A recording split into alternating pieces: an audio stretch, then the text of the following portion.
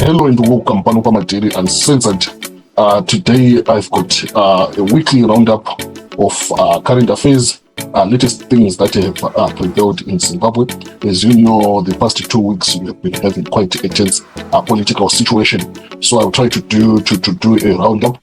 As you know, my daily are always linked to politics. So this is not a political channel, but not my daily, my shirts, but also giving people my daily in a political environment. As Monomatiri, you must always be currently abreast with the news. So I will try as much as possible to make this business news rather than political. But obviously, we'll start with our politics. So things to look up for. I will start with the supposed meeting which happened at Cricket Farm, where it is believed that a faction linked to the president did a meeting. I'll also touch on Geza and the way forward. What's next? What to expect from the Geza issue. I'll also touch on impeachment and try to debunk it, the possibility and the likelihood, and also the developments that have happened so far. Then I will give quite an in-depth analysis on latest developments on two characters, that is Joshua Maponga and Eddie Cross. So see you more so later on. I will then give my links and in-depth review on the following, the links that have happened by issue Yachi file, then also the issue about tariffs, US tariffs, and how they are likely to affect Zimbabwe and how the Zimbabwean government has reacted to it. How likely is it to affect my deal? Money changer. All those things can have an impact on your business. So let's get started.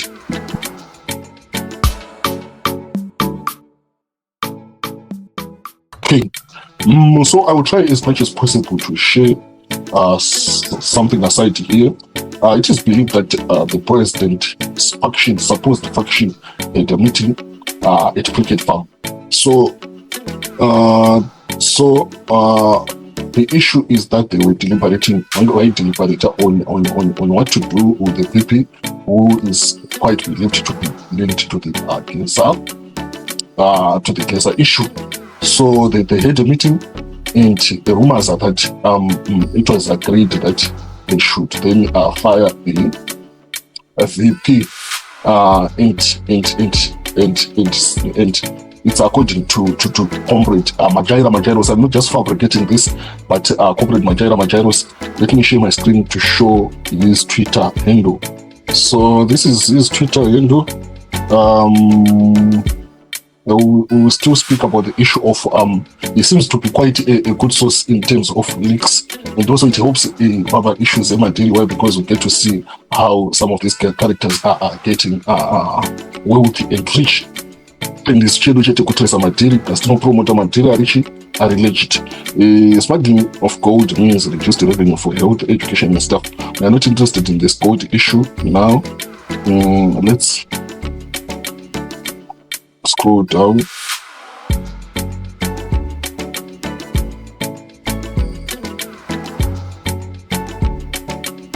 We'll speak about this issue of the supposed sickness and senility of the president, and he is alleging that due to increased senility, Mnangagwa's wife and sons are now in charge of our country. This is not the first time they've signed communiques on his behalf. They are running the show over the years, and I have warned about the establishment of the Mafidi dynasty. So this is a letter that was supposedly signed by the president to the digital army to change positions to people. But let's go to the issue. Yes. Mnangagwa is meeting his daughters at Cricket Farm for a risk assessment exercise. They are deliberating on the possibility of removing General Chiwenga from office and its implications. Mangwanya, Matatu, Sibanda and Mtamba didn't attend, but they had a meeting with the ED at his Boroto house. So there's been quite an issue this week, where we have seen pictures scrolling through the internet and videos of the supposed meeting, and it is believed that a resolution was passed that sometime sooner or later we would see the firing of the VP. But it was alleged that the president then warned them that firing the vice president could be fatal and cause chaos. More so, it is believed that at the Borodale meeting they had already the chief of intelligence or had warned him that according to their assessment, it could be a fatal decision. So that's it on the issue.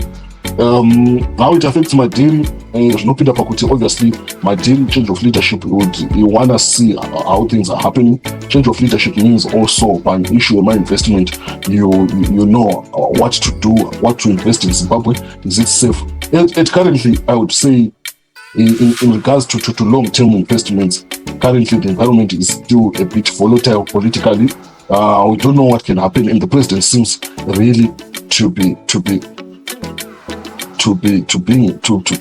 senile, to be being affected by all this, what's happening. And the situation is very volatile. He seems to be sick. The other VP seems to also to be sick. The only person who seems to be healthy currently, not knowing, is the VP Chiwenga. So those are some of the issues to look for. And I'll Madiri to check what's happening, because there are issues, there are rumors of the other PZ wanting to arrange people's safes at home and even at banks so that they can take all the forex. All that is not bad about Madiri, because you need to make sure that your money is out and safe. And also the possibility of a civil war. A civil war can lead to destruction of property and many other issues. So make sure that your stuff, your things, will not research it, are safe. Then let's go to Comrade Bombshell. Let me play a snippet of him.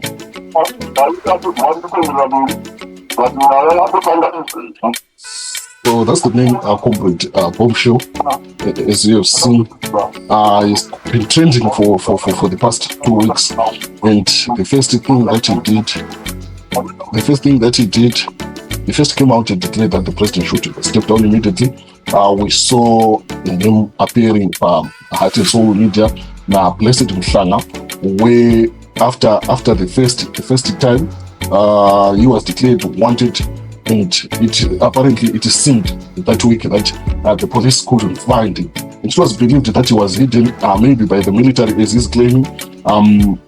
But then it led to him appearing again for the second time, where he declared that he was going to call for mass action. It saw him being wanted, but at the end of the day, the one who was arrested is only Blessed Mhlanga. I do believe that was a demonstration and a serious sign from the regime that they would deal with people who broadcast such messages. More so as a consolation that they couldn't find Blessed Geza, and he's still there, Blessed Mhlanga. A big shout out to him. One would believe that he did nothing wrong, but he only did a wrong broadcast at the wrong time, which you can't avoid if you are a serious journalist. That's unavoidable, and those are the consequences of being a journalist in Africa and also in our current volatile times. One shows that this situation is tense. The continuous postponement of his bail trial and his denial to bail, it really shows a lot that the regime is really trying by all means to facilitate to send a message out there. But unfortunately, Bombshell had a way again to broadcast. I think they are now on their own channel, and they are still broadcasting the same thing, the same message, and in the same way.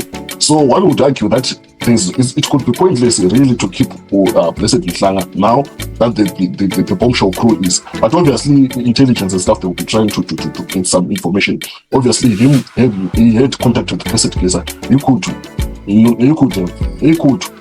be privy to his whereabouts and many other things. But anyway, that's not an issue for us.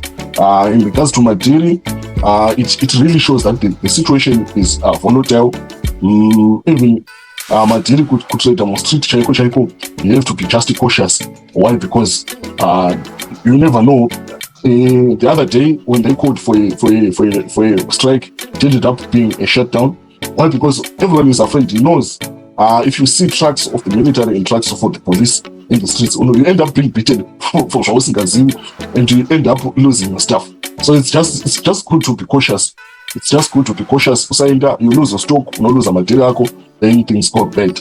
But that's currently, his last appearance, he then said we are then going for impeachment, for a motion to move a motion in parliament the legal way.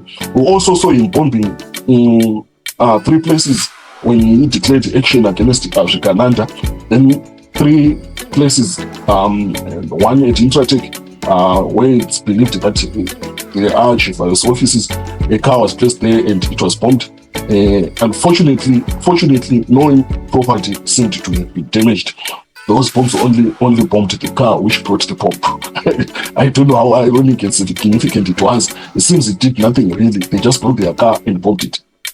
Maybe it was a way to send a very clear message to the ones who were purported to be being sought after. Now impeachment. We'll talk about impeachment and the consequences of is it really practical?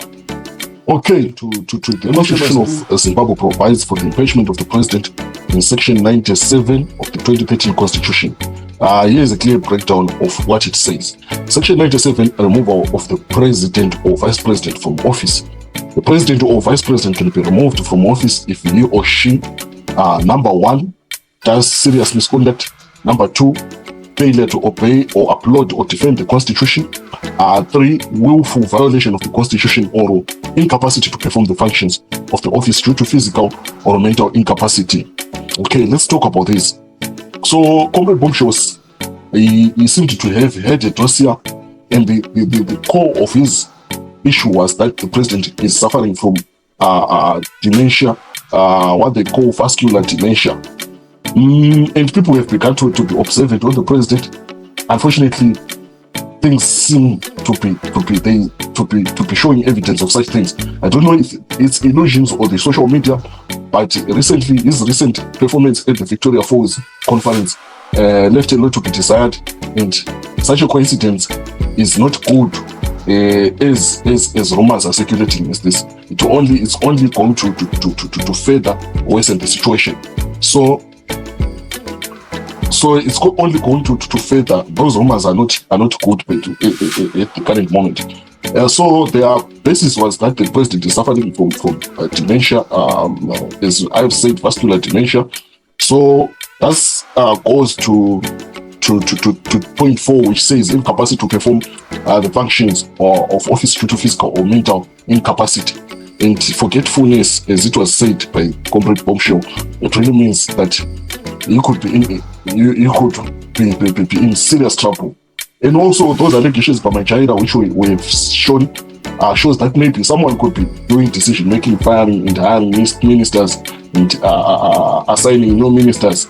And also I will talk about another issue about the press conference addressed by Mutrangwa Christopher. So then let's go to impeachment procedure. A motion for removal must be initiated by at least 1/2 of the members of the National Assembly and must be supported by the same number. The motion must clearly state the grounds for removal. Fourth, the motion must then be supported by at least 2/3 of the total membership of both houses, Parliament and Senate, sitting together in a joint sitting. An investigation committee, and if the motion is passed, the 2 houses of Parliament appoint a joint committee to investigate the charges, findings and recommendations. The committee investigates and reports back to Parliament with a recommendation on whether the president should be removed. Final vote. The committee recommends removal. Parliament must hold another joint sitting and the president is removed if at least 2/3 of the total membership of the House is in favor. Now the summary is, I will share this also on the screen.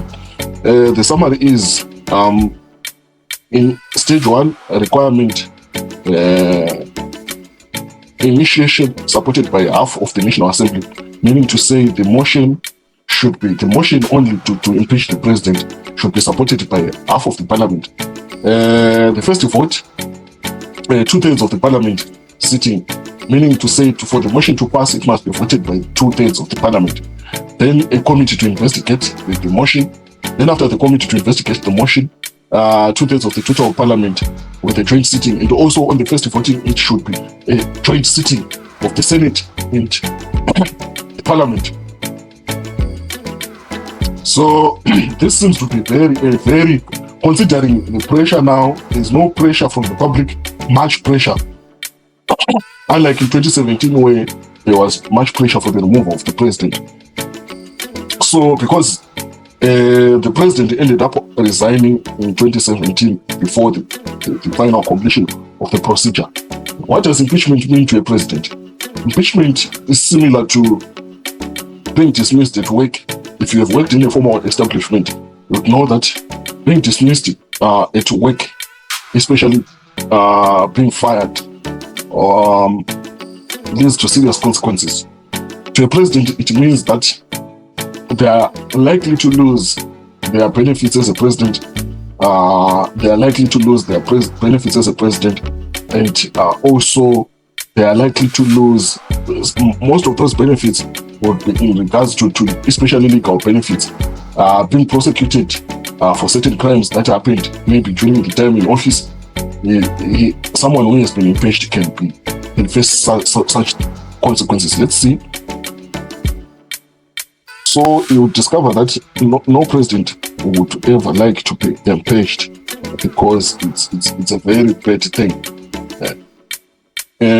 If a president of Zimbabwe is impeached and successfully removed from office under Section 97 of the Constitution, there are several consequences, both legal and political.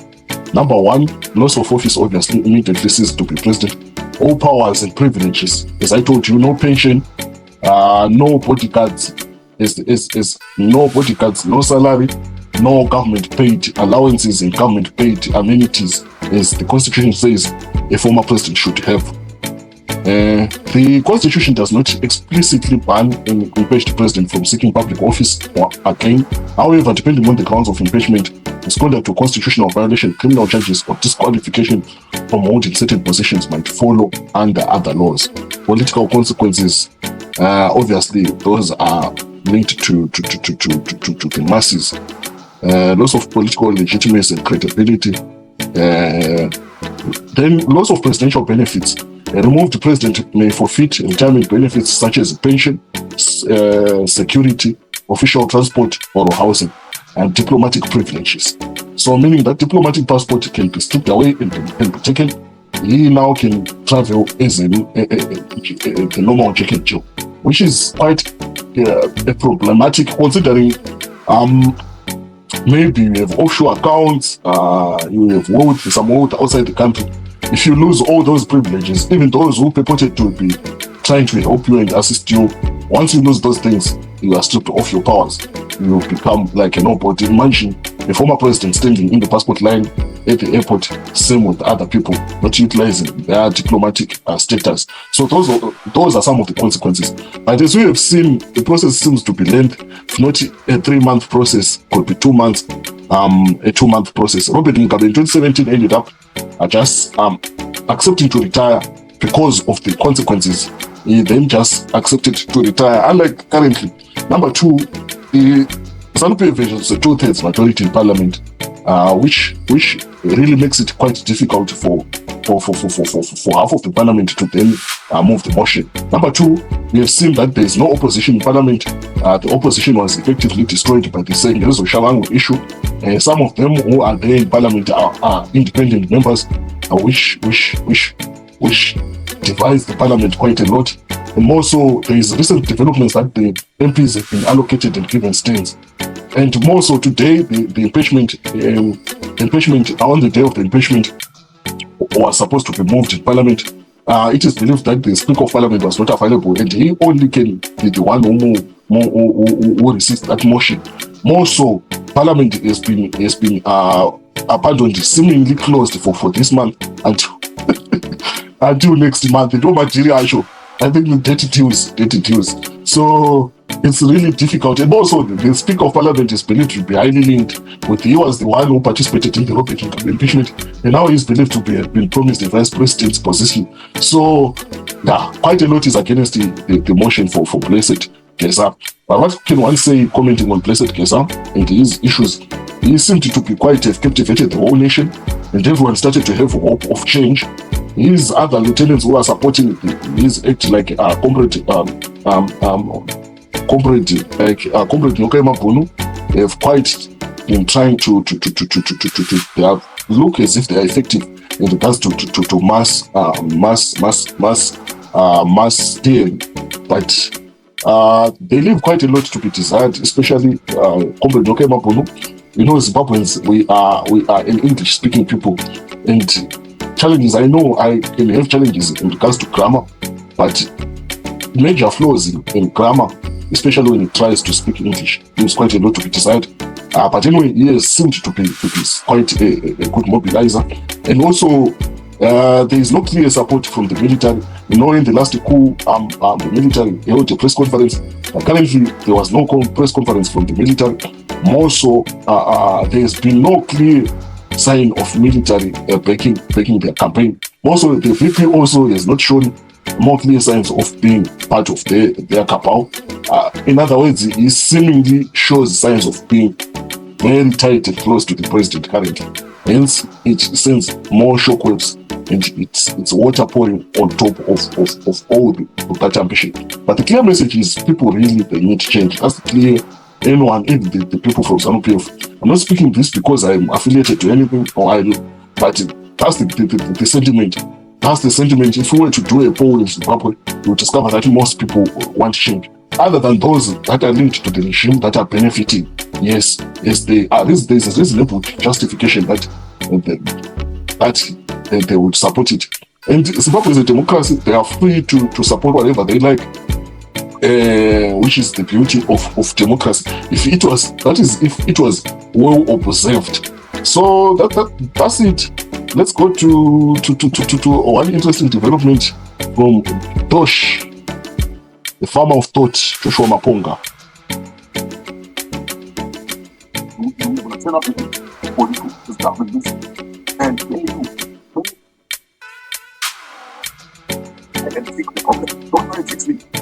Fix the problem. And we're going to be there, standing, taking pictures, and putting them on social media to show the world how incompetent you are as ministers in government. Budgets are there, engineers are there, funding is there, you are there.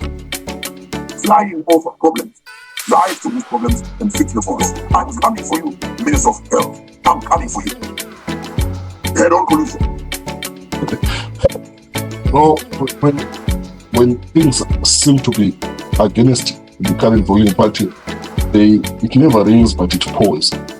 Why? Because no matter how they try, there were recent developments where pictures of the Victoria Falls Road were shown on social media, where a person could sit in a pothole as if they are on a sofa, and all the road was littered with potholes. Joshua Maponga here, who is a very keen supporter of the government, and he has been quite out there sharing a positive sentiment about the government, speaks of him going there to check for himself, and he says the road in Victoria Falls is in a sorry state, and he decides to speak